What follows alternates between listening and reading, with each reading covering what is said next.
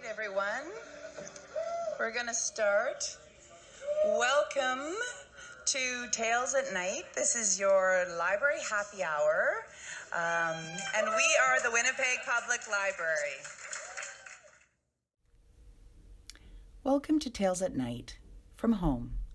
While you would normally find us on the stage at the Goodwill Social Club, reading aloud stories for adults, these days we are following the guidelines from our public health professionals and are limiting our close contacts and our in-person library programming. We are so happy, though, to still be able to present our Tales at Night storytime program for grown-ups for you to enjoy from the comfort of your own homes, or on the bus, or as you walk outside, or wherever you choose to listen to these stories read aloud just for you. Enjoy.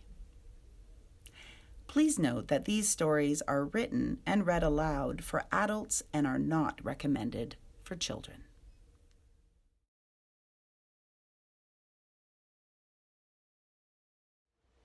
Hello and welcome to Tales at Night.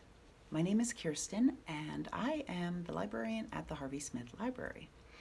Today I will be reading to you a short story called The Story of an Hour, a classic, really, written in 1894 by Chopin.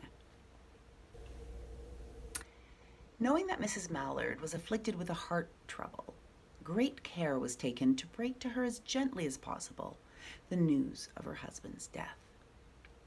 It was her sister Josephine who told her, in broken sentences, veiled hints that revealed in half-concealing. Her husband's friend, Richards, was also there, near her. It was he who had been in the newspaper office when intelligence of the railroad disaster was received, with Brentley Mallard's name leading the list of killed. He had only taken the time to assure himself of its truth by a second telegram, and had hastened to forestall any less careful, less tender friend in bearing the sad message.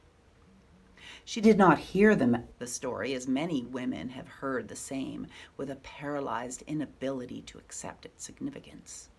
She wept at once, with sudden, wild abandonment, in her sister's arms. When the storm of grief had spent itself, she went away to her room, alone. She would have no one follow her.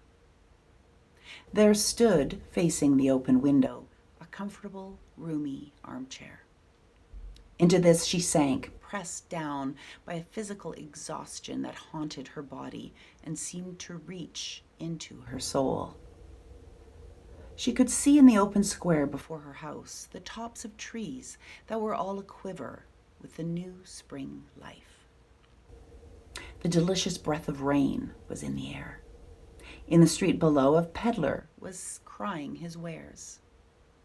The notes of a distant song which someone was singing reached her faintly, and countless sparrows were twittering in the eaves. There were patches of blue sky showing here and there through the clouds that had met and piled one above the other in the west, facing her window. She sat with her head thrown back upon the cushion of the chair, quite motionless, except when a sob came up into her throat and shook her, as a child who has cried itself to sleep continues to sob in its dreams. She was young, with a fair, calm face, whose lines bespoke repression and even a certain strength. But now there was a dull stare in her eyes, whose gaze was fixed away off yonder on one of those patches of blue sky. It was not the glance of reflection, but rather indicated a suspension of intelligent thought. There was something coming to her, and she was waiting for it, fearfully. What was it? She did not know. It was too subtle and elusive to name. But she felt it, creeping out of the sky, reaching toward her through the sounds, the scents, the color that filled the air. Now her bosom rose and fell tumultuously. She was beginning to recognize this thing that was approaching to possess her, and she was striving to beat it back with her will as powerless as her 2 white, slender hands would have been.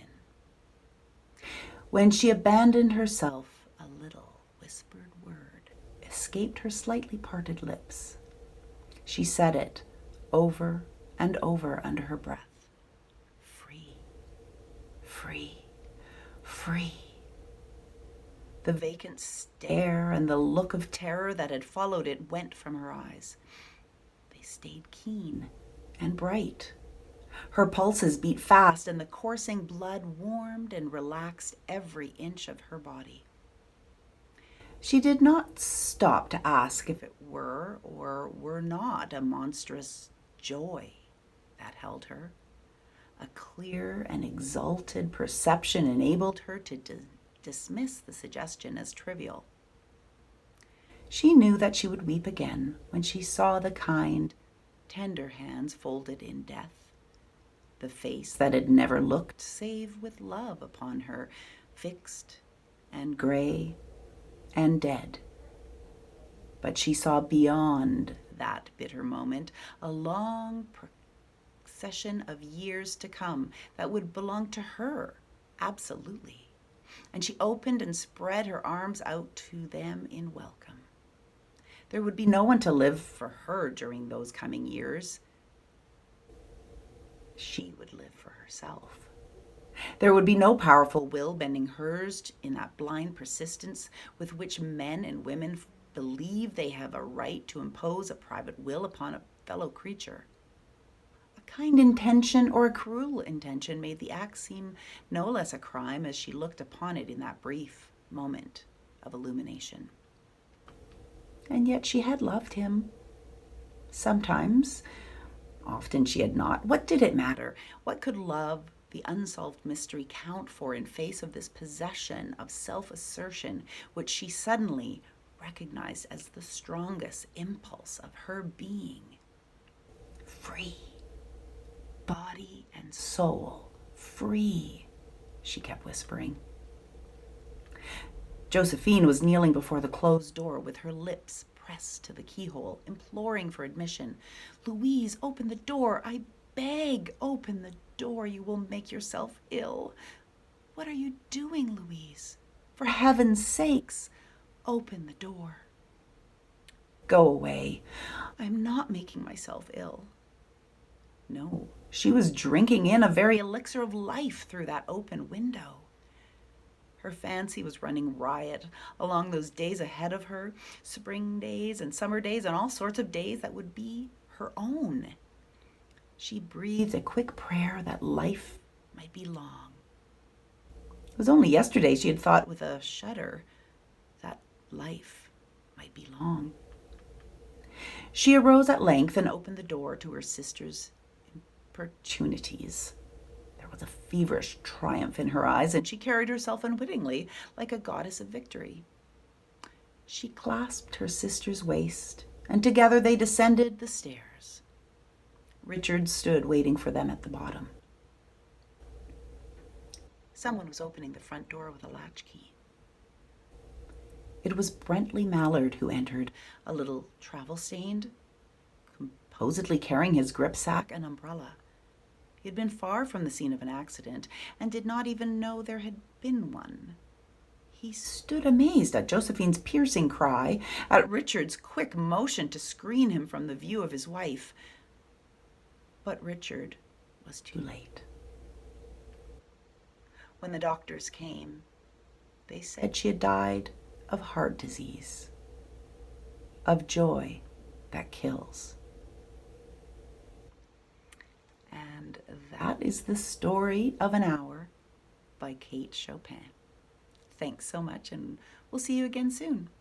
Bye-bye.